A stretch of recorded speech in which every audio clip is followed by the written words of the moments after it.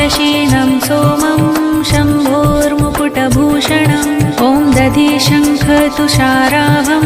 चिरोदार्णवसम्भवम् नमामि शशीनं सोमं शम्भोर्मुकुटभूषणम् ॐ दधिशङ्खतुषाराभं चिरोदार्णवसम्भवम् नमामि शशीनं सोमं शम्भोर्मुकुटभूषणम् ॐ दधिशङ्खतुषाराभं चिरोदार्णवसम्भवम् नमामि शशीनं सोमं शम्भोर्मुकुटभूषणम् ॐ दधिशङ्खतुषाराभं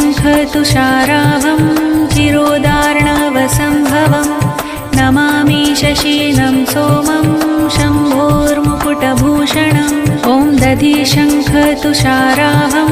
चिरोदार्णवसम्भवम्